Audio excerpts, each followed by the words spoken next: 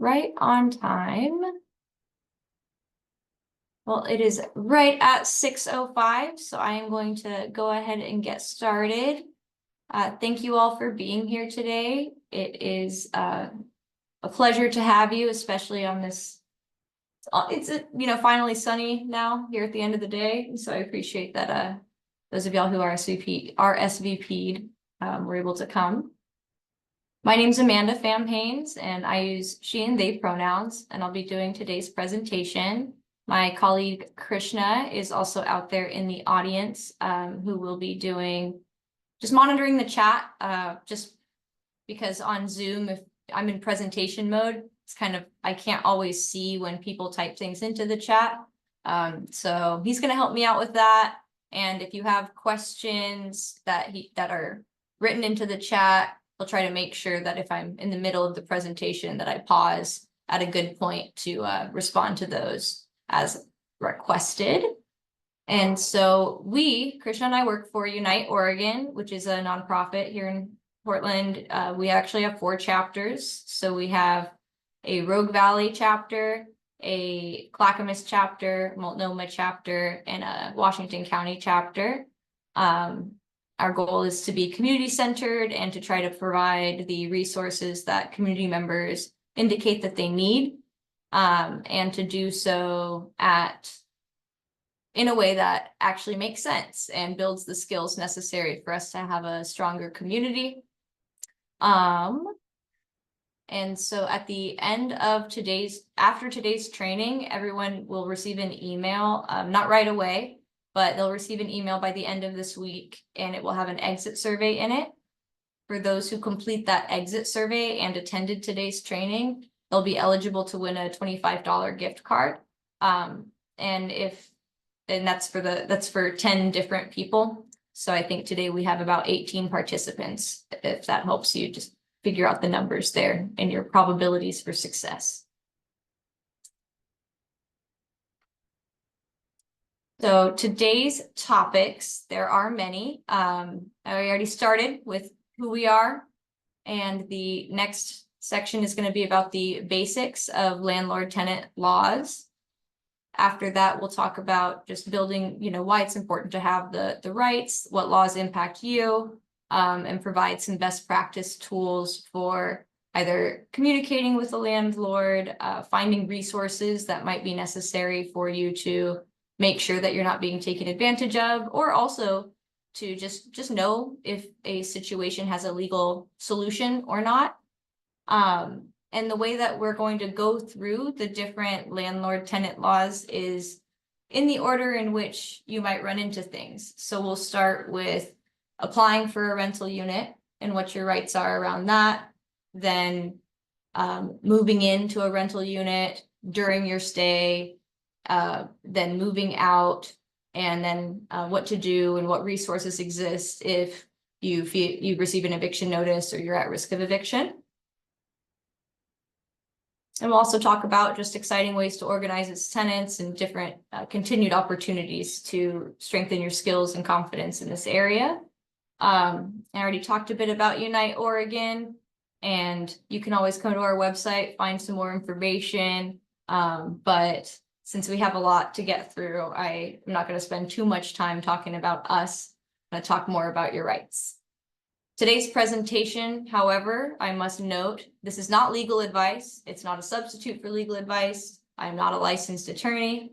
And so just want to make sure that if you receive some information today that makes you feel like your rights have been violated, or that you have been taken advantage of as a renter in some way or the other, before you send a strongly worded email or text message to your landlord, I highly encourage taking a step back, calling some of the hotlines that we'll talk about later in the session, and make sure that you talk to somebody who can provide legal advice before you take any sort of actions that could compromise or just make it weird to live where you live.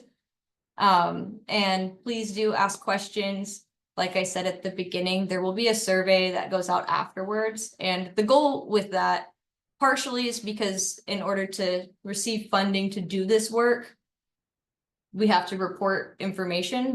That funder that, like, in this case, that the Portland Housing Bureau would want us to report back. And then in addition to that, so that I can kind of get an idea of what topics you all are interested in, if there's specific areas that you wanted to learn more about for future trainings.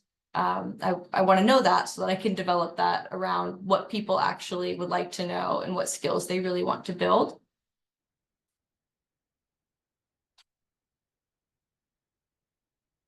And with that, we get to the really exciting stuff. So the basics of landlord-tenant law.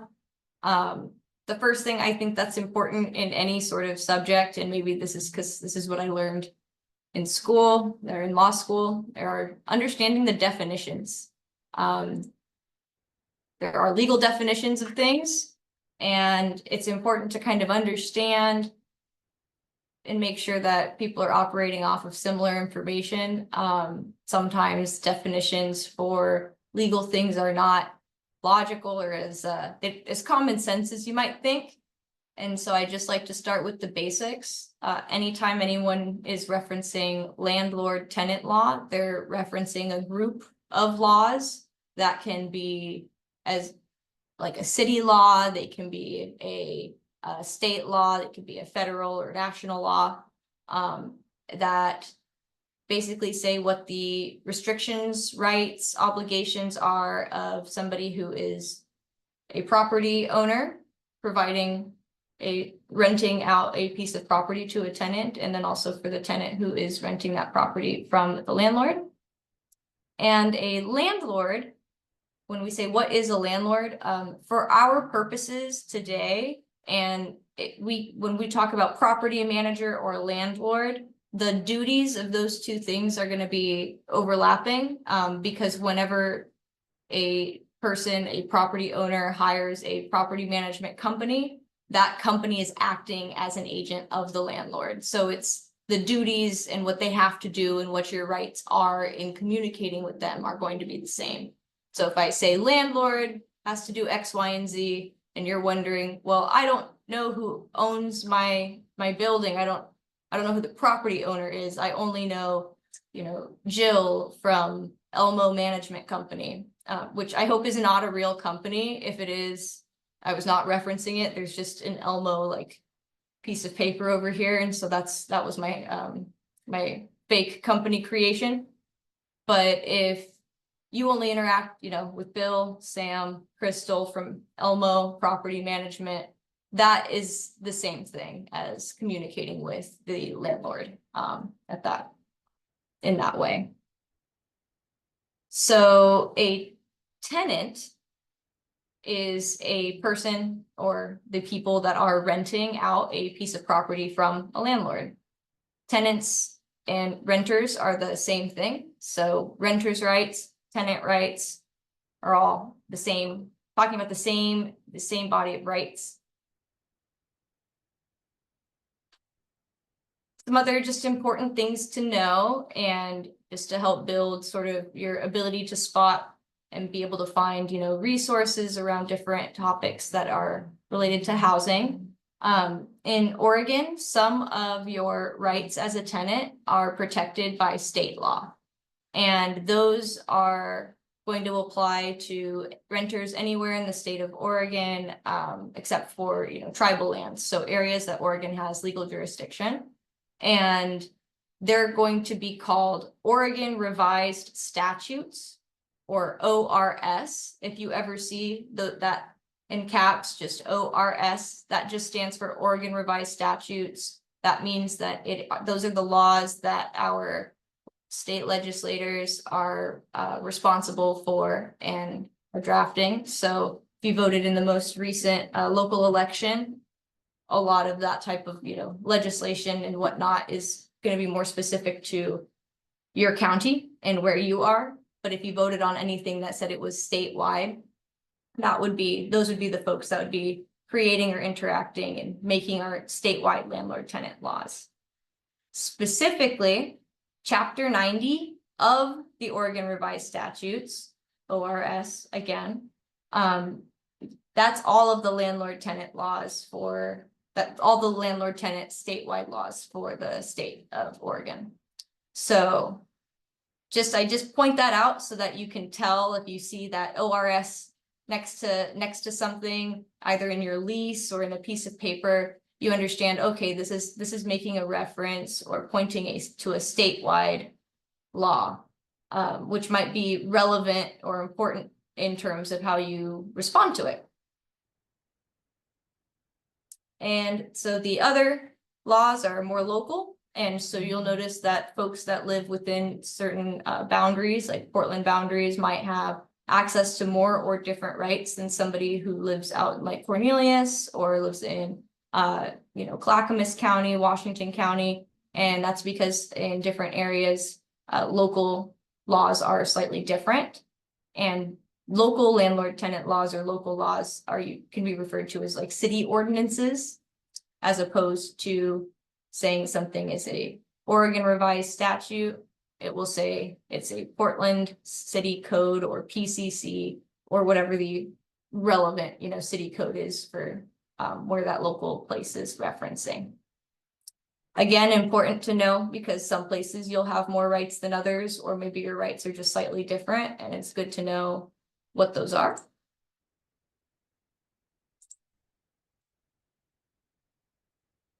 So the laws that we'll mostly cover today are the laws that are going to be statewide, and then some specific ones that affect folks that are living in the Portland city limits. And so we'll cover some relevant parts of that Oregon Revised Statutes, Chapter 90. And then we will look at the fair access and renting laws, also known as the FAIR laws. And in that, we'll talk about the applications, the screening of tenants, security deposits, and then we will also talk about Senate Bill 608 and different protections that came with that.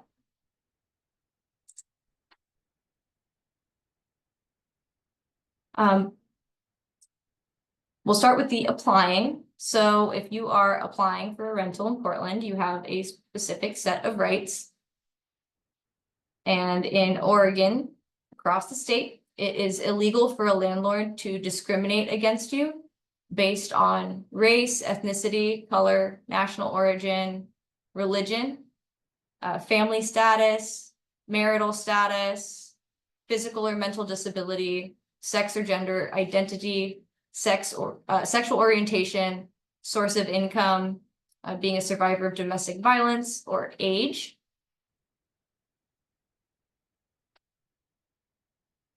And, sorry about that. I think these two came out of order, but let's see.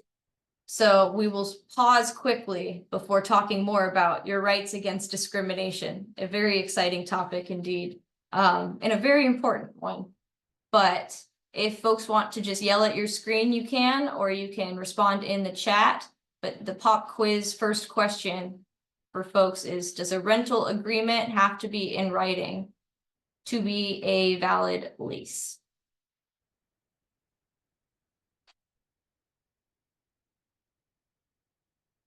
I forgot to download the Jeopardy clock, but I'm a big fan of awkward silences. So we shall pause until I get at least one guess. So we got some yeses, another yes. Super fun. So, okay, one no, we got one no, we got another yes. Big reveal.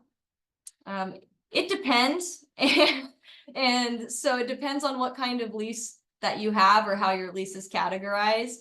And I really apologize to you all because when it comes to laws and when it comes to legal training, the answer oftentimes is going to be it depends. And that's why we can't, that's why people don't just deliver presentations like this and say, this is great, take it to court, etc.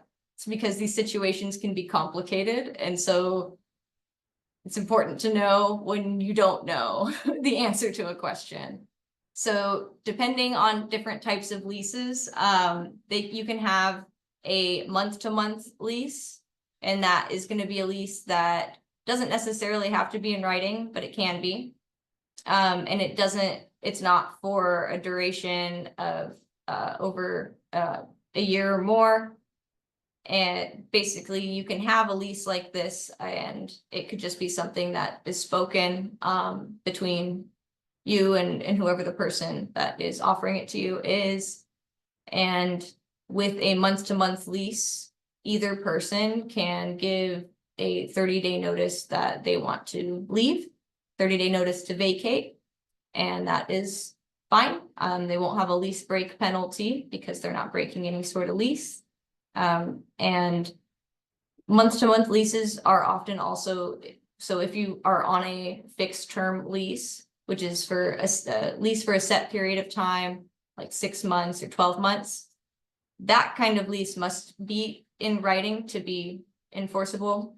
And when the expiration of that happens, usually in your lease, it will say at the end of this lease term, unless, you know, that either they've received your notice to vacate, that your lease will turn into a month-to-month lease. Usually it will also be for a higher amount than what your fixed term lease was for.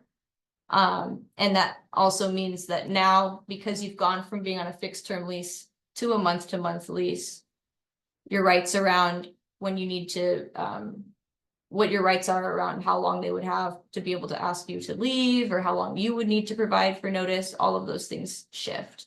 And so it's just important to know when your lease expires, but more importantly, to do the math and know, based on the type of lease you have, if you wanted to provide a notice that you wanted to leave without it going into a month-to-month, or also that you might want to renew and have a a renewal, so a new lease with similar lease terms.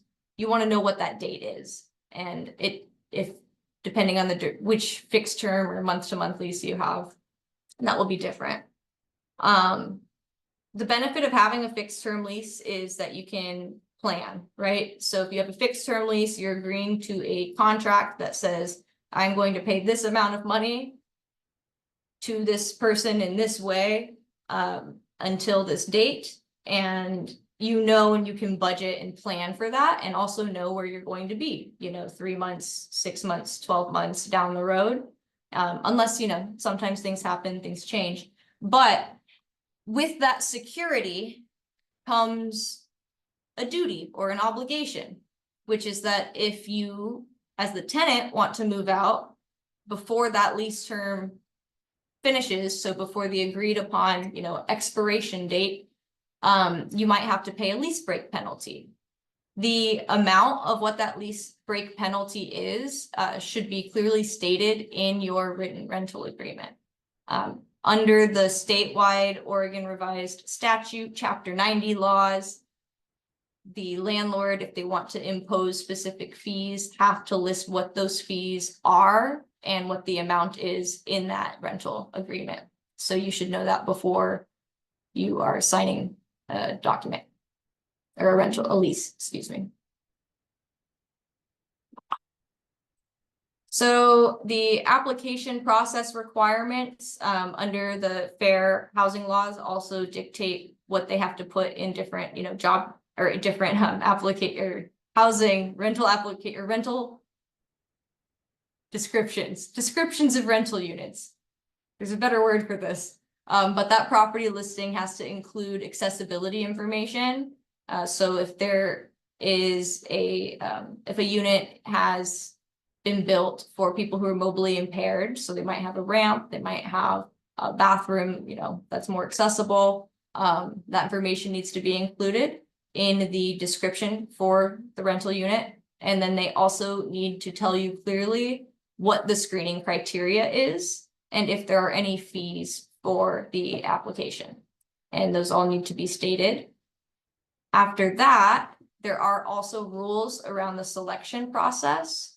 So applicants must be reviewed on a first come, first serve basis.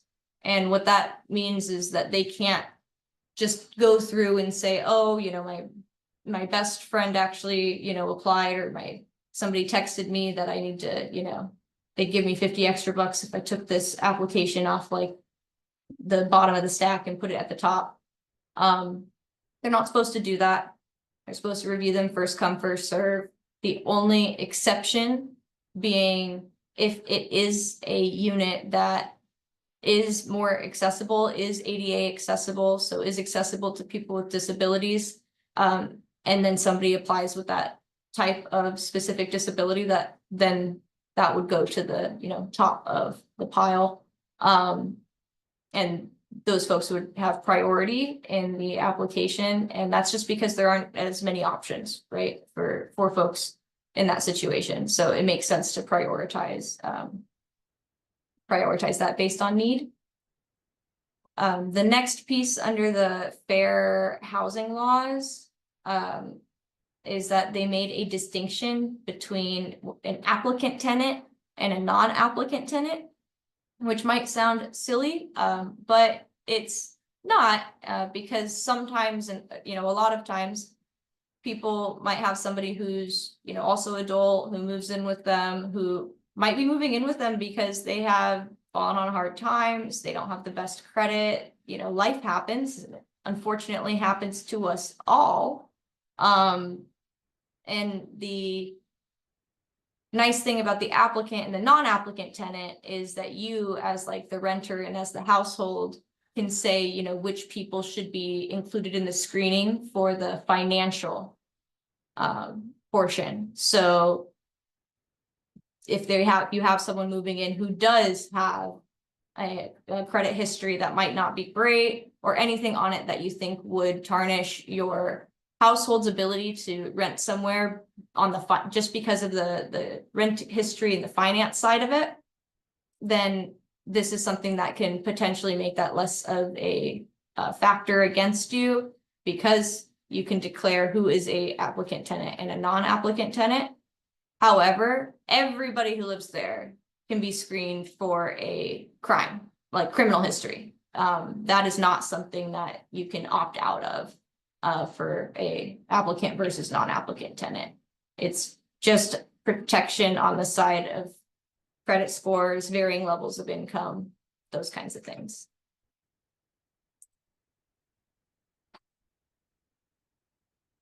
The screening process requirements under FAIR continued. There are limits to how much can be charged for a screening fee.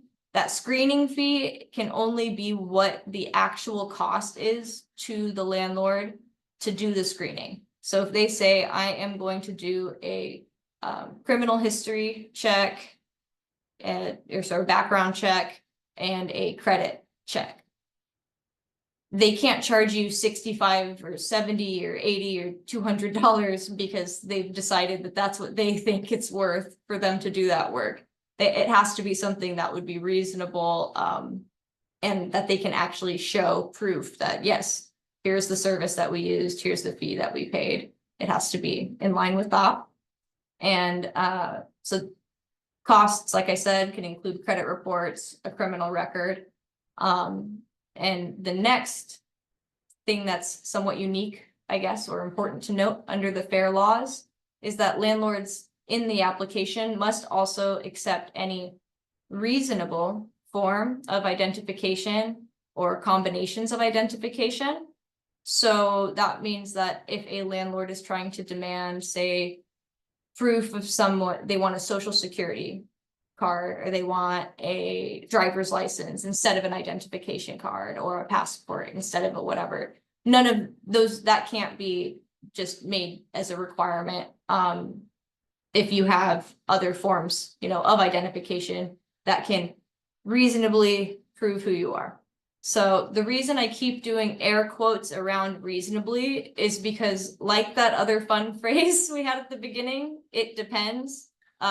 Reasonable is another exciting legal term that comes up a lot. What's reasonable? That is very much open to interpretation.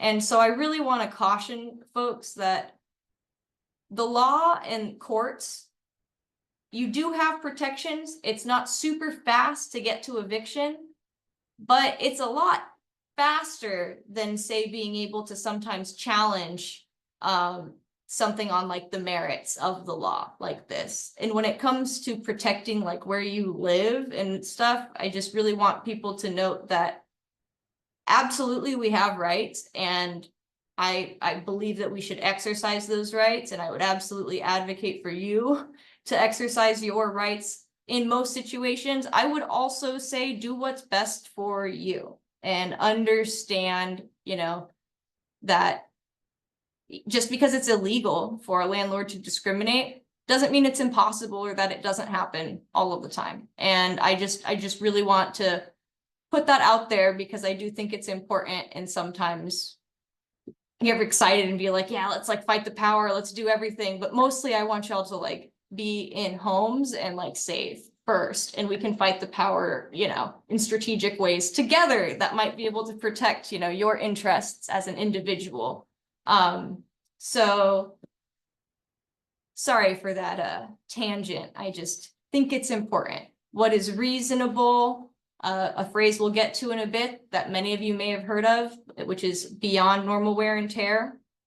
These are all terms that, yes, technically you have protections around, but at what cost, and what cost to your own quality of life, and in what time frame? You know, these are all practical considerations to take into account. So the next fair housing law item is depending on the income. So there's income requirements. So a landlord can say that they want you to make a certain amount above what the standard rent is for that, the monthly rent is, but it can't, a tenant cannot, or an applicant, excuse me, cannot be denied because they don't earn more than 1.5 times the monthly rent. And that restriction also relates to what can be charged as like a security deposit when you're moving into a place. And we'll get to that too here in a bit. But basically, there's very great resources on the Community Alliance of Tenants page, on the Oregon Law Help page, that show you the formula of exactly like, if this is your lease, this is what they had you pay when you moved in. So some places do like first or last month's rent. Here's the maximum amount that you could be charged based on those two numbers. And again, you want to know, am I on a month-to-month lease or am I on a fixed term lease? You know, go through that mental checklist and remember, ooh, this might affect this. I should, you know, go a layer deeper and make sure that what I think I know. And so the maximum security deposit cannot exceed 1.5 times the monthly rent for the month-to-month lease, or 2 times the monthly rent for the fixed term lease. So here's the very fun formula. I shall be extremely honest with you all in that I definitely had a fun migraine today. So I'm not going to pretend that I can do some math on the fly. Usually I will ask people to, you know, tell us how much you paid, you know, for your security deposit in the first or last month's rent. And then we can, you know, get to calculate as a group or just respond on what what the actual maximum should have been for a different person's rental unit. I don't want to give y'all misinformation, and if we start throwing numbers around, I cannot guarantee that they will be accurate at this stage in the game. But here I can walk us through these two tables that try to illustrate that point of what the maximum security deposit is and how you can look at it. So in the first example, that's one where the application and the rental agreement required that the tenant pay last month's rent. The monthly rent was $1,200. So that means, because it's a fixed term lease, that the rent on the first month and the rent at the last month should be the same. So that last month's rent is also $1,200. And that would mean that the maximum that they could charge for the security deposit would be $600, leaving a total of $3,000. And then the other example, so the month's rent is the same amount, but when they moved in, they did not require last month's rent as part of that move-in package. So in that case, they could actually charge up to $1,200, which is the cost of 1 month's, full rent. So that would be a total of $2,400.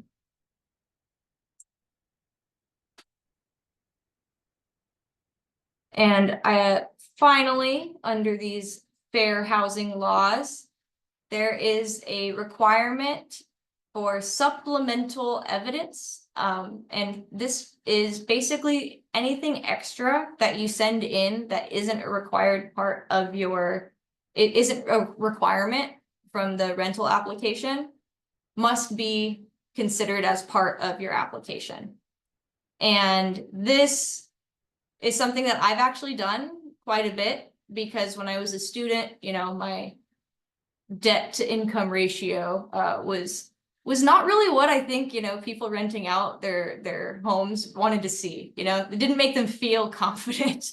And so I would write a letter, like I did this when I went to, the Lewis and Clark Law School, where it was me and, a few other law students renting out a house. So we wrote a letter saying, hi, this is who we are.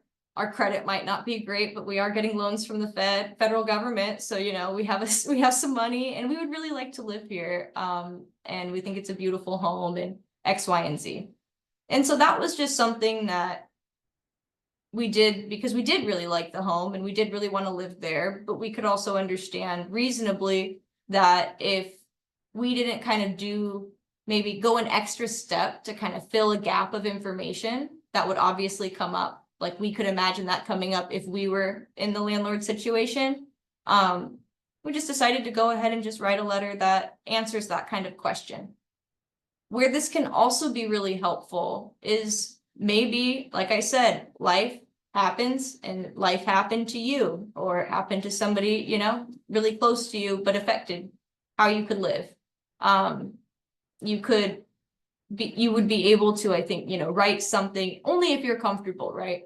To be able to say, hey, you might see this credit score, you might see this, thing that you think might be unattractive to the landlord on an application, and can tell them what changes have happened or what circumstances and situation was going on that's different than where you're at now, or why whatever that situation was, you don't think would be an issue, or if they're concerned about this, they should know this. A common example is folks that have gone through like recovery for substance abuse, and have, during the time that they were dealing with their addiction, they weren't paying rent or they weren't paying their credit card bills or something, because that's common. And that happens all the time. This kind of gives an opportunity that if you want to sort of fill that gap of information or that thing that's coming up, you can do so. And notes from a doctor might also be relevant. Just depends again on your situation. So exciting. We're done with the application phase. Time to move in. And time for our next, fun pop quiz question. What is the first thing that you should do after you get the keys to your brand new rental unit? And again, just imagine the Jeopardy clock in the background. We can all hear it.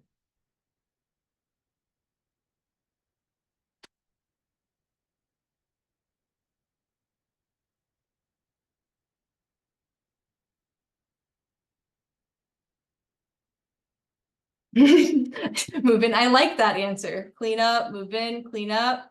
So these are excellent. The first thing you want to do, ooh, I didn't put the answer there. The first thing you want to do is take photos. So before you put a single little piece of you in that place, you should go around, take photos. Yes, I think it's Reen. Yes, that's it. I encourage, if you have a Google account, a Gmail account, you have access to Google Photos. And if you have Google Photos, or you can for free have a photo album that will live out there on the cloud, you know. But that is, in my opinion, one of the best ways that you can keep track and have a place where you put all of your information about your unit. And the benefit and the reason why I encourage people to find something, there might be Apple might have Apple Photos or some, you know, an option for you to be able to save photos with timestamps of your rental unit. And this can also include video, like, and you really want to get in there, you know, if a washer dryer comes with your unit, look inside, take pictures of it, take a video of it. If you notice any damage anywhere, you want to note that, take a picture of it, get real close to it, you know, get all of that done right when you move in. And then you can just upload it to an album. You put the date, you put the name of your rental, and then there you have move in. This is what it looked like at this time. You have a snapshot in time. Where that becomes really important is to reclaim that security deposit down the line, but also sometimes people will come for folks beyond a security deposit. You know, they will say, oh, somebody, you know, you moved in here, and when you moved in, we're claiming that you know, all the windows were in perfect condition, or all of the floor didn't have any scratches on it. And you're like, I remember moving in and there were scratches everywhere and things were actually not perfect. I was just okay with it, right? You just want to make sure that you don't get caught with the bill because somebody else isn't maintaining a property or for damage somebody else did. And I'm going to pause because I want to address two things. I see one comment that I think you should change the keys for safety first. That is a great thought. Make sure you read your lease and make sure you talk to your landlord before you're changing keys. That is something that you don't want to just go ahead and like do on your own. You want to make sure that that's communicated and that there's no restriction in your lease about that, but that can be something that's considered a more permanent change. It's not, that doesn't mean that you can't do it. That's just one of those things that I would say I would take caution, maybe call the Community Alliance of Tenants hotline and say, moving into a new rental, or I would just like to know what are my rights around privacy, security. I personally need to change these locks to feel safe here. Can you help me navigate that, right? And then the next comment that we have is, before moving in, you should check the apartment. So this is a good point. Ideally, you've already been through the apartment, and typically a landlord will give you a move-in checklist. And they'll have you walk through and, you know, mark everything. That doesn't always happen. You can find those checklists. We have some resources here at the end, but even if you can just Google or search in whatever search engine you like, move-in checklist or things like that. If you can say, you know, Oregon move-in checklist or something, that's probably better. But it's also encouraged. So once you get all the pictures, you go through, you notate everything. If the landlord wants that sheet, they say, okay, we did the move-in sheet, or you did the move-in sheet, can I have it back? Do not give that back until you take pictures of it or have a copy of it, right? You want to document everything. And in my mind, I don't really want to think about these photos or this move-in checklist again until I move out. So that's why having a place like a Google Photos album, that if your computer breaks, your phone breaks, you still have this information and it's all in one place somewhere. So when you need it, you can find it, is for me the best strategy that I've found to be practical and sort of accessible.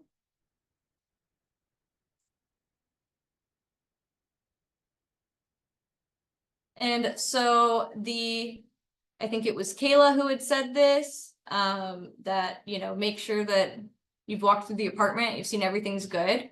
So if you again, we're going to use the words reasonable here. Technically, under the fair laws, a landlord must make reasonable efforts to do a walkthrough with you. I'm gonna be honest with y'all, I don't really know what that means and if that's been argued in court or not, and how you prove what's reasonable or not in that context. And so, I guess make the request so that way, you can say that they were there when you identified the scratch on the wall or this or that you also have photos of, that's also marked on your checklist. You also, beyond damage, might want to take note of how clean it was, especially if it's not clean. Like if you move in and you're like, there's not a chance, like a professional cleaner came through here, you check in the oven or in some of the kind of the behind the dryer, and you can tell that it just wasn't cleaned or kind of fully turned over. Take some pictures of that too, just make sure so that if at move out, you do clean, or you even hire your own cleaner and you make sure you get into all the nooks and crannies, but still they try to say it's not clean enough. You do have evidence saying, not only am I leaving it in just as good of a condition as when I rented it, but I'm leaving it in a better condition. We talked about the Google folders, and again, doesn't matter. The most important thing is you don't want to lose these photos. So, and you want them to have a timestamp. So that's why those things are helpful. And I referenced this very fun phrase earlier, and this is the phrase beyond normal wear and tear.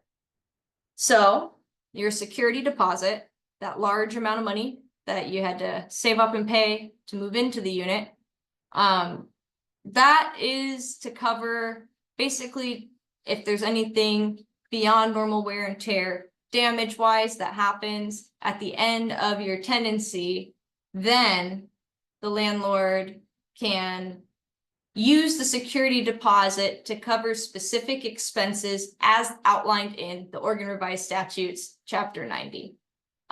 One of the really nice things, in my opinion, about the Oregon body of laws is that everything that a landlord can do is detailed in Chapter 90. So if there's a fee, they have a section that says fees that a landlord can charge, and you can just look at it and say, okay, they charged me a fee for I don't know, I can't even think of what a silly fee would be, but they charge you an entrance fee for your parking garage or something, or your parking lot. And that doesn't mean paying for your parking space, but I mean just like a random, sort of fee, or a resident service package fee. These types of things are definitely when you want to pick up the phone and call one of those hotlines and say, you heard of this? Do you know where this, why can they do this? And then the second question, what's the maximum they can charge for it? Because there will be a limitation. I think we're almost done with the fair laws. It's really exciting. So now we've moved in, we have our photos, we did all of the things, everything that folks said down here in the chat are excellent ideas, concepts. You want to make sure you're safe, make sure that the keys work, everything works, and that you have a snapshot in time of what the condition of the unit was when you moved in. Now we live there. Now we're during our tenancy. So exciting. Welcome. So what do we have to do, right? We talk a lot about, oh, landlord can't do this, landlord can do this. Here's your rights against a landlord, but this is a contract, a rental agreement, a lease. Those are just fancy words for contract. And that means that you have agreed to do something to receive something at the very minimum, right? And that's done in writing. So first thing you want to do is make sure that you know what the terms of the lease are. What are the rules in the lease? Does it say no smoking on the premises? Does it say that you can't have pets? Does it say that you can't have bicycles on the patio? What are the different rules, and know what you're agreeing to when you sign that document. like we've covered, and you can tell so far, there's limits on what those terms can be, but still, you need to know what they are. You can't advocate for yourself if you don't know what you're signing up for. And there's, like I said, there's limits. You can always call and ask housing advocates what they think. You can call some of the legal aid places if you think that there is something going on that rises to something illegal. You can do that, but just you always want to make sure you're not breaking terms of the lease. And if you are, right, you want to make sure that that because you might act a certain type of different way. You just need to protect yourself. You shouldn't break your lease. I'm not encouraging anyone to break your contracts, but just know what you're up to. Be self-aware. The other thing, and the most common reason for an eviction, is non-payment of rent. We want to make sure that you're paying rent on time. Rent is due the first of the month. But we'll get into some of the different timelines. So technically you should pay your rent by the 1st, but it's not late until it's I think the 5th day, so after the 4th. And there's just different notice requirements and things that we'll get to here in a bit. The other thing that we haven't talked about at all yet are repairs. If you notice that there's something wrong, your garbage disposal is not working, anything that it should be working, it isn't working now, you want to report that to your landlord. Typically, you want to communicate with your landlord in writing, just so that there's a record again. And if, say, you just saw them outside and you said, hey, the garbage disposal isn't working, can you come fix it? And they say, yeah, I'll be there tomorrow. And tomorrow rolls around, they're not there. Next day, not there, keeps going, and then the pipes burst or something. I don't know how garbage disposals work. That might be obvious based on this hypothetical, but the pipe, it explodes.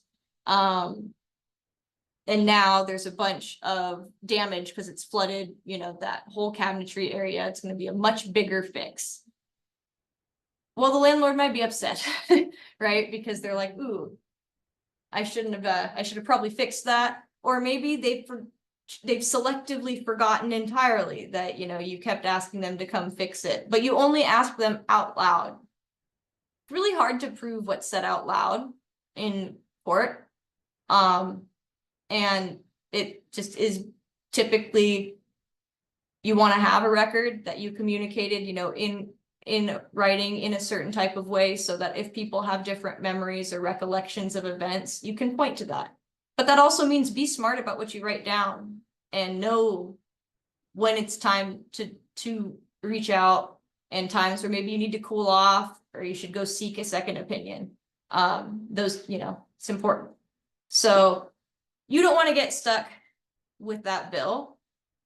And because if you just talked about it, now they can say, you didn't report this to us, or you didn't report this to us in the way specified that repairs need to be reported in the lease. Some of y'all, like, you're seeing my rental, live in an apartment building. In the lease, it tells you that you pay through their online portal for your rent. It also tells you to request repairs, that you do so through the online portal. So you want to do that, and make sure that you're following those terms, you're communicating in the ways that you've agreed to, etc. And you don't want to damage the property beyond normal wear and tear, which does mean taking sometimes extra precautions. That, like, for me, that means that if I have like heels, I don't usually wear my heels through the house. I mean, I'm Asian, I don't wear shoes in the house, but if I did, I would still take them off, because I don't know what this flooring is made out of, and I most certainly don't want to pay to replace it. Little things like that you can make decisions on whether you want to risk it or not. I would just prefer to have my deposit back. And so the next body of concerns we'll talk about is in the context of what kind of condition you have a right to have a rental unit in. And this group of, landlord tenant laws are called habitability laws. And the reason that it's special or important to note what are habitability things and what aren't is because these are the types of requirements or laws that are put into place to ensure that residents have a healthy, safe place to live. And so that means that if there is a repair that needs to be made, that if not made, is either already causing a habitability issue or will cause a habitability issue, it needs to be fixed in a certain period of time. So if your heat is not working and it is freezing when we had the ice storm, for example, and a lot of people's heat went out, a lot of things happened, well, you have certain, rights. If it's not, they're not going to get penalized because the heat went out, but say that your heat's out, it's 62 degrees or 58 degrees in your home, and you say, hello landlord, I'm very cold and I am stuck. But I really need you to fix the heat, right? It's below 65 degrees, and this is going to be a problem. And they say, yeah, I don't really want to pay for the emergency repair service to come fix that because it's super expensive. So you're just, I'll get to it once the ice melts. Well, they're going to eat that one probably down the way. That's definitely the time that you want to maybe politely remind them that this is a habitability issue and that you have certain rights to a safe environment, and your residential rental unit is below 65 degrees inside, and because the heat's broken, they need to fix it, and they need to fix it within, usually, I believe it's 48 hours, but I think I have it on the next slide. And so there, like I said, habitability means they need to do it. The reason is because our laws, the people of Oregon have decided that this is important enough to say that this needs to be done and prioritized and needs to be done in a certain fixed period. And so your rights or things that are considered habitability are making sure a place is waterproof, having working windows, doors, locks with keys, working hot and cold water that's safe to drink, working plumbing that's connected to sewage, working heat and ventilation, safe and working electricity, but that's about like they have to make sure like the wiring and the stuff like that is safe. That doesn't mean that they have to pay your PGE electric bill or they don't charge you for electricity. And yes, when we send out the exit survey, I will include a link to this presentation so that folks can download it. Sorry, I was just responding to the chat. So the next is not having trash pile up or debris. So here's another one where I'll kind of draw attention to. It says that no mold, rodents, or bugs. We live in Portland, Oregon. There's a lot of mold and it's everywhere. And as much as you have a right, and that there are increasingly more and more sort of resources available to try to help reduce or mitigate amounts of mold, especially very harmful, molds. Those things are improving, but when I talk about advocacy and, getting together as renters and, pushing for things that I think are necessary, this is definitely an area where I'm like, wow, it's really surprising to me how moving here, when people would say, oh, I'm renting a unit and I think there's mold here, folks are like, yeah, that's about normal. And you're like, oh, well, how do I know if these migraines that I'm getting, or how do I know if, this fatigue, I'm so tired all the time or whatever, how do I know if that's related to this or not? And there's not great answers, right? Like, and it can be really expensive. I know some of the mold kits and things that they sell online aren't admissible like in court. And so you might end up paying a bunch of money and then that not being sufficient, like that not being good enough as evidence. And so that's an area where I think there's lots of room for improvement and a lot of room for us to get together and be like, yeah, we think we should have more that landlords or that the state, or there should be more sort of knowledge, regulation, etc. around mold, because it does affect people's health. And typically it's hard to know, right? Because who's going to the doctor every few months and reporting specific symptoms that they're going to connect all together? It's challenging. Another habitability thing: safe and working floors, walls, ceilings, stairs, railings, and working smoke and carbon monoxide alarms. Make sure, another just pro tip, when you are doing your move in time, note if those are working. You want there to be batteries in them, you want them to be functional, but when you move out, you need to put a brand new set of batteries into them, and it's your responsibility to make sure that they have batteries and that they're working throughout your time at the rental unit. I definitely have seen situations where most of our rental agreements, or at least most rental agreements I've seen, specify, that these must be kept in working order. I think that they have to say that. But when you return the rental unit, I know that you're also supposed to make sure that they are in working order. So for me, the best way to do that is to just put in a new little set of batteries.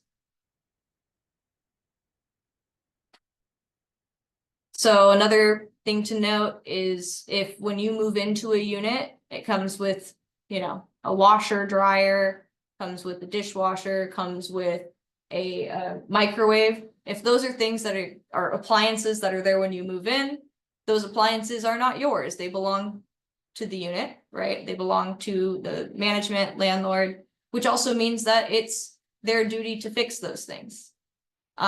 Note that this is different than moving into a place that has like washer dryer hookups and then buying your own and putting them in. In that case, fixing the maintenance of those appliances is on you. Those are yours. They don't belong to the landlord. And so if you bought your brand new washer dryer off of like Craigslist, Facebook Marketplace, you get it installed, something breaks, you don't know how to fix it, and you say, "Excuse me, landlord, I need you to come fix this." And they say, "I didn't, what, why?" Like, that's not my thing to fix. They're in the right. However, the reverse is also true. If you are renting a place, mine came with all of the appliances, mentioned above. If something goes wrong with my oven, my dryer, my microwave, then it is something that's when you do for me, be going onto my online portal, doing a maintenance request, saying, here's the issue. And then usually, because I like to be efficient, I'll say a few times that I'm available the next few days for them to be able to come check it out and then, make the repairs as needed. You might be a very handy person. You might be really good at fixing stuff. So much better than me, right? I have no business fixing anything. I would not touch it. But you're like, I don't want to wait, and I don't want to schedule to have this like person come. And so I'm just, I'm just gonna do it because like I fixed it. I saw my dad fix a washer once, or I fixed a few here and there. And then you go to do it and you try to fix it and you don't, and you perhaps make it worse. Well, now you've really increased the chances that you might get saddled with this damage, as opposed to it being something that if you were just went through the right process was going to get fixed. If something goes wrong like that, you just risk that coming back onto you.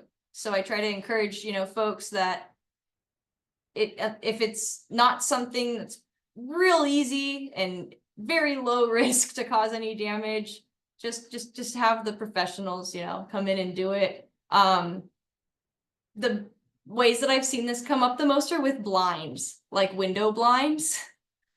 Window blinds kind of are awful technology, at least in my opinion, and they break a lot because, folks don't know how to use them. They pull it one way, they tie some part of it in a weird way, and blinds are weirdly expensive.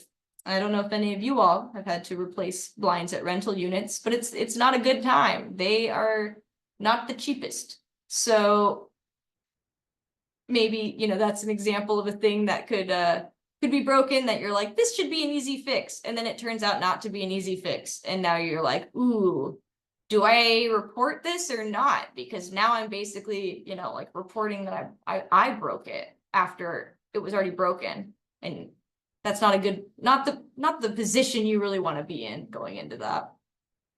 So for habitability things and just for repairs in general, a landlord cannot retaliate against you legally for asking for repairs or exercising your rights as tenants. Again, that doesn't mean that some won't or that they won't try. So just make informed decisions about how you want to request things, about the type of relationships you want to maintain with the people who control access to where you live. Once you do move in, once your lease starts, your tenancy starts, from that point, the landlord has an obligation to make sure that these habitability considerations are met and that the place is in a habitable condition. Again, these things though are all up to interpretation. So other than the stuff we're saying, this is what this is what it isn't, this is what the Oregon law says it is, this is what it isn't.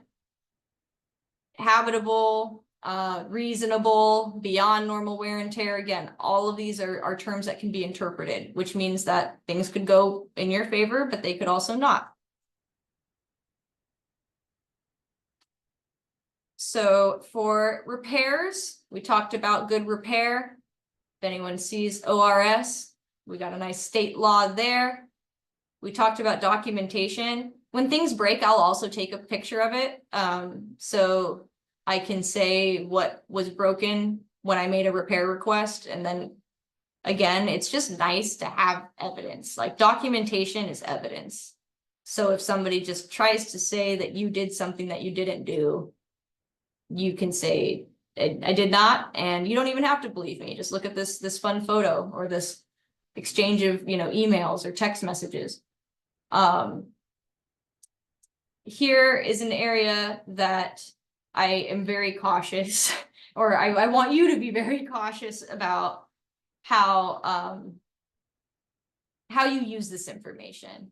So technically, if like certain repairs aren't being met, that you can argue that there's a reduced rental value because certain terms of your initial rental agreement that you signed, landlord signed, are not being met. So for example, say that your rental agreement said you're paying $1,200, but $1,000 is the cost of your monthly rent and $200 is what you're paying to have a reserved parking space. Then you move in and for whatever reason, either they just say, oh, we're just going to take that parking space, or they level it and put a garden in or something.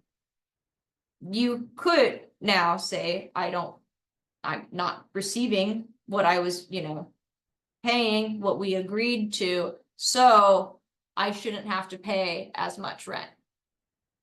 That's I think to me, that's a reasonable argument to make. This is also true if something breaks. So in the washer dryer example, you moved in, you pay a certain amount because you're like, great, I don't have to go to the laundromat anymore. I get to be here. It breaks, they refuse to fix it. Now you're just like, well, I'm going to have to pay for a different one. I paid you because you were bringing this stuff here, right? Like because I was going to use this appliance as part of this. So I don't think I should have to pay as much. They probably will disagree with that. They'll probably be like, I don't feel the same way. I think you should pay that much anyway. And a lot of times landlords think that that's fine, that they can just say that and get away with it. So technically some of the laws, they say that you can argue that, okay, well then I'm only going to pay $1,000 of my $1,200 monthly rent because I'm not having this thing being met. I think it's really important, of all of the times that I've said it, that this is when you really call those hotlines. This is when you do a lot of research. Like we talked about at the very, very beginning, eviction courts move a lot faster than the court to defend yourself again, or to have a civil suit or have a landlord tenant case. It can take years. And during that time, you're probably not, gonna even, you might still be at that rental, likely not. Who knows? Maybe you've already moved because the situation with the landlord got hostile after you withheld rent for a very reasonable reason, and then they sent it to court. Just so many things can be a part of that understanding that I just really, anytime that you're gonna withhold money that your lease otherwise says like that you've agreed to, that's a really big decision. So that's definitely something you want to talk to a lawyer over, that you really want to consider and think about, because it might be the case that you're like, fine, I'm paying $1,200, but I'm going to start emailing in writing, talking about how I'm not having this, met. Like there's ways to do that and to kind of get your bag, get your money down the line that don't put you in as risky of a situation, your housing is in as risky of a situation.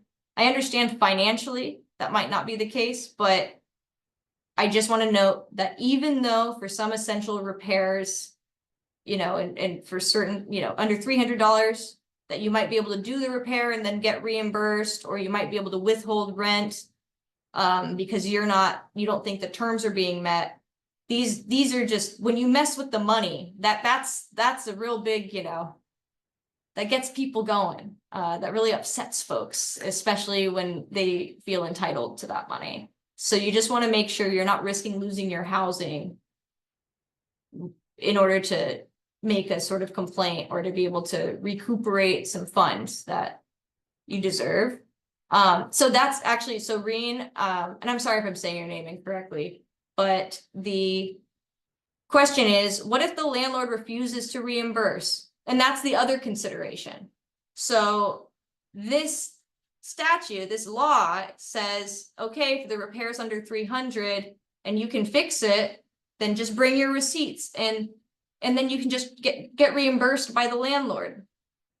They might not, right? And that's another reason to not do the repairs yourself. Like there's so few guarantees that come with that, and there's a lot of risk. And in the same way we talk about what's reasonable, it depends beyond normal wear and tear. All of this information, it's going to be a balance, and it's going to be thinking about where you're at in life, how much time you have, whether it's worth the risk. There might be times where you're like, yeah, no, I'm doing it. But talk to a lawyer, talk to a community advocate, see if they'll get you to be able to talk to a lawyer, but be careful. Just be careful. So additional rights that you have include the right of exclusive possession to your rental. So that means that just because somebody else owns it doesn't mean they can just come in and out without notifying you. There's certain requirements, notice requirements that are necessary for a landlord to be able to come into the home.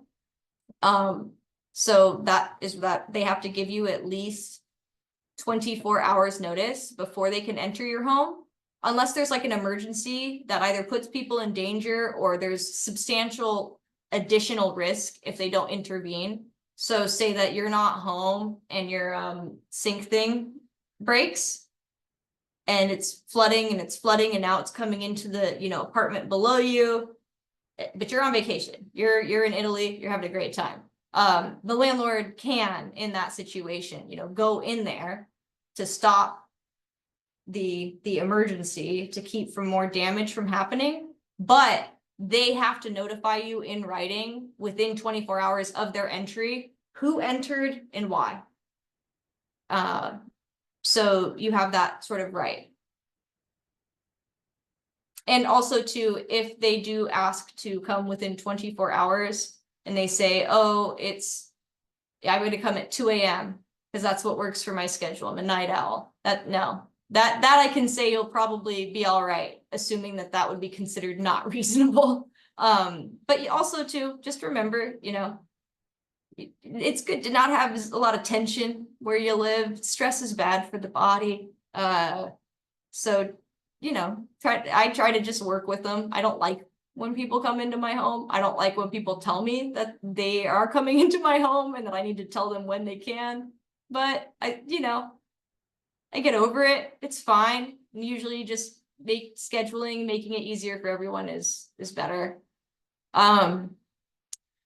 Next we have later unpaid rent. So we talked about this earlier. You want to pay rent by the 1st, but it's not late until it's unpaid by the 4th day of that rental period. That doesn't mean that they can go from day 5, I'm going to file for an eviction. What that means is that day 5, they can now charge whatever late fee that their rental agreement says they will impose if rent is not paid by that time. If they don't have an amount for a late fee, then they can't charge you a late fee. But they could still, send you to eviction court.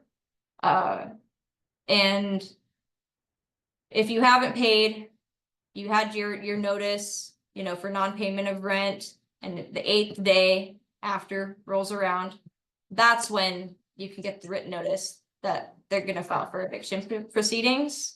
But note that they have to give you that written notice that that's what they're going to do. They're going to file this with the court. And then they still have to go file with the court. So it's really important to know that receiving a notice of that they're going to initiate the eviction proceedings. If they don't have, you have to get that notice, and then you would have a notice like from Multnomah County Court, from Clackamas County Court, like from a court saying, this is a summons, you need to come to court, you have a case number, you have a court date for you to show up. That's when you're actually in eviction proceedings. The reason I emphasize that is because there are certain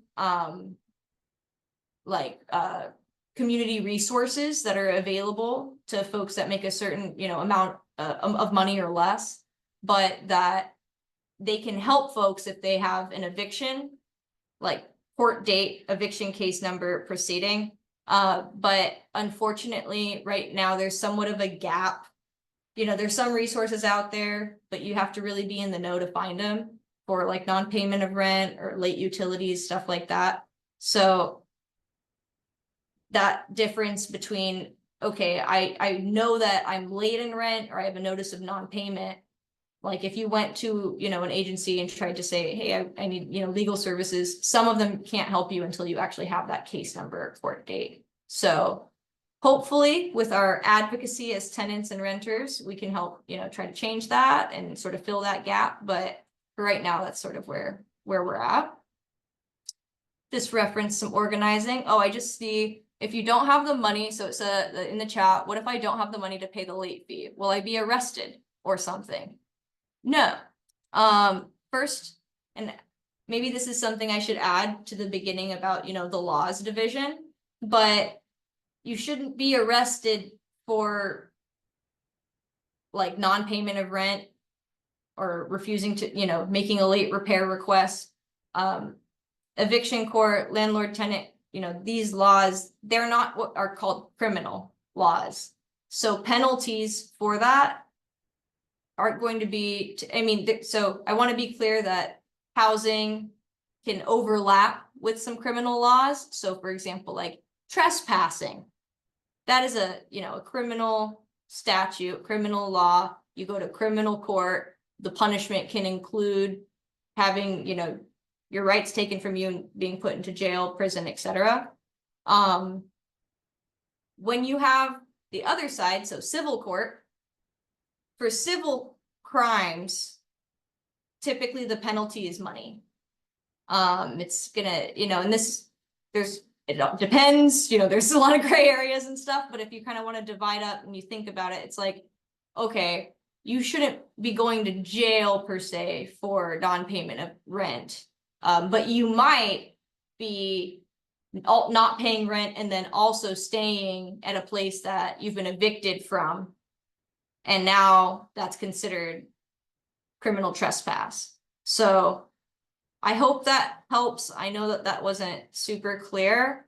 Oh, Norma Jean, how do they calculate late fees? So late fees have to be determined, they have to be put into your written rental agreement.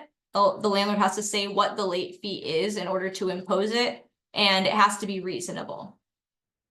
And I mean, I think that what they consider reasonable is wild. Mine's like $200 or like $150 if you're late. So I don't think that's reasonable, but you know, if you make a lot of money, maybe you do. I'll send the slides out. These are just helpful tools for like repairs and organizing, and because they can show you like where you can go to this Portland housing code thing and search around for like your area to see what specific laws there are. If you end up you need to contact your landlord and you're not sure how to, and you want to send them a written piece of mail or something, you can actually find where where your landlord receives mail on this portlandmaps.com. And then community advocates or Community Alliance of Tenants have a lot of sample letters. There's a lot of different sample letters that are out there. And some are better than others for whatever your situation may be. And we're also creating a lot of resources. So if there's resources you want to see out there that don't exist, when you get that exit survey, put that information in there. And I want to create those, and I'm actively doing so. So please let me know. There's also, yeah, the amounts are all over. So I will say we're getting down to our last, 9 minutes. This is pretty typical in terms of how far I get into these presentations, because there's just so much information and laws that I'm supposed to cover as part of, the funding that I get. I am going to start, I think, hosting just specific breakdowns of different topics so we can go slower, so people can show up and bring their lease, and we can look at, leases and actually break down what charges are, talk about shared situations. This is how you end up finding out a lot of the time that landlords are repeat offenders, right? Like, we don't know. Discrimination especially is really hard to know unless you know how other people are being treated, right? Thank you all so much for coming, for those who are still here. There will be a recording. I do these the first Tuesday of every month, and so I'm gonna pick the best recording and try to put that up. And for any of the questions that Krishna just posted that I missed, we're just going to include those, I think, in the follow-up with the slides to just have like answers, additional resources maybe I didn't cover, and more. But lease renewals, there's limits on the amount that a lease can increase from year to year from a fixed term lease. The requirements recently also changed, and it depends on whether your building was built within the last 15 years or not, as to whether or not the increase is capped at 10%. I found it kind of confusing. I'll let you all know if I get a clearer understanding of that. But Senate Bill 608 back was our first sort of rent cap.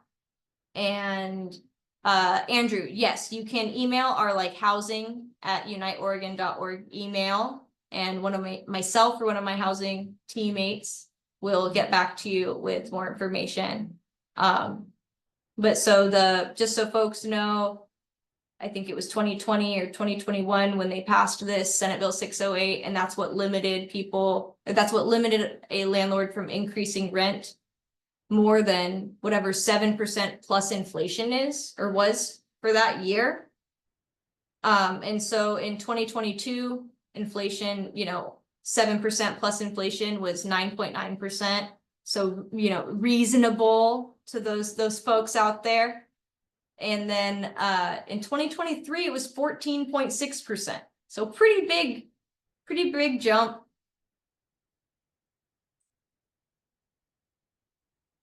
We're at the move out stage. I know we only have, a few minutes left here, but we want to take pictures. For those who are still here, take the pictures at the end. You move all your stuff out, take pictures, make sure they're thorough. And also, schedule a walkthrough with your landlord. They don't have to do it with you, but I highly recommend it.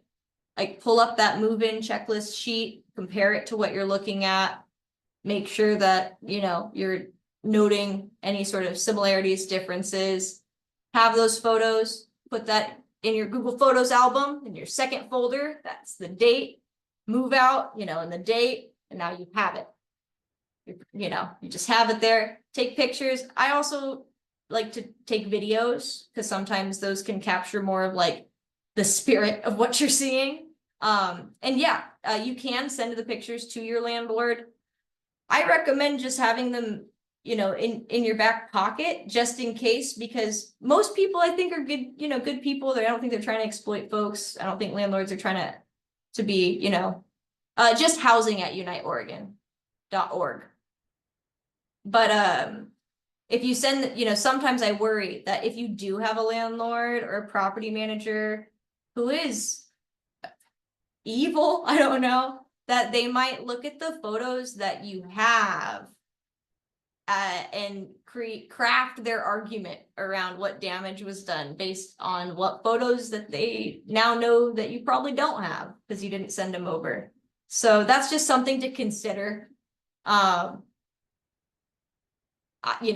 think it's great to have photos. You can decide who and when you want them to review those. But yeah, I'm just like, ugh, what if they're a bad person?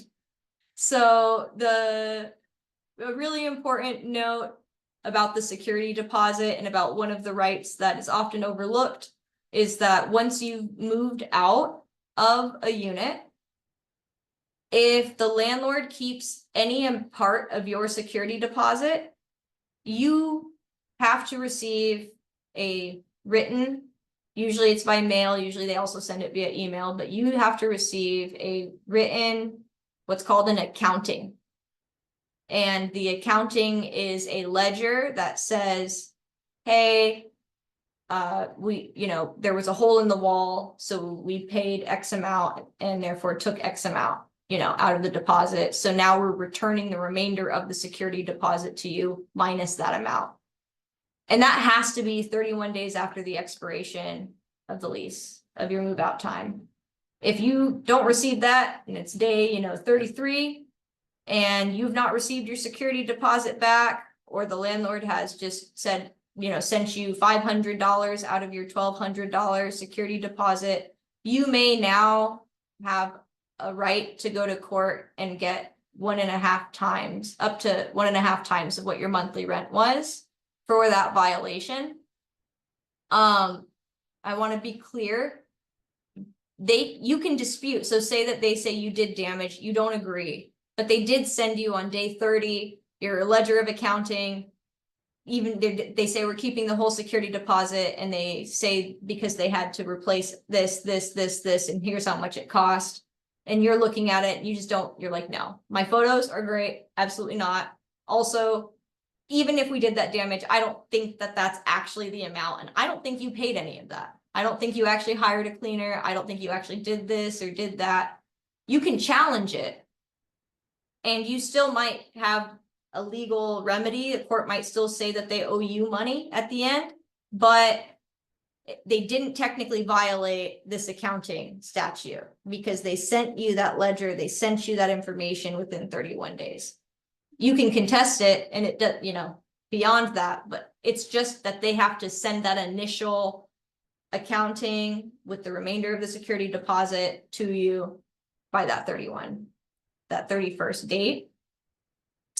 And so from here, this is a good place for me to pause because now I know exactly where we're at, which is at our super fun eviction section, which is honestly should be a training in and of itself. And it would be a training that if people who finish that exit survey, if you want more information on eviction and you want me to bring lawyers, you want me to bring people to talk to you about it, the folks who actually fight evictions all the time, let me know, because I will. This is supposed to be helpful for you all, and I hope it was so far. And I apologize for going at the speed I did, but just know that this is just one presentation. We're going to be offering many, and then we're going to try to upload resources to our website and just get everything out there for you all. And again, as Krishna so wonderfully put into the chat, if you have questions or you think that you need support in your housing situation, you don't know where to go, you can email housing@uniteoregon.org, and we have a housing justice referral team. We don't have services that we can offer ourselves, but we are connected in a network with a bunch of other organizations and that might be able to help. And if you need somebody to kind of help get through that initial part of that process, you can email housing@uniteoregon.org, request an intake, tell us a little bit about your situation, and we'll go from there and see what we can do. But sometimes it just helps if we are able to, if we know of a resource that maybe you specifically qualify for, we'll try to get that to you. But thank you all. Sorry for the abrupt finish. I just like to get as much information out there as possible. Send questions that you have to that email. We'll do our best to respond to those. And yeah, finish our fun survey and have a great night.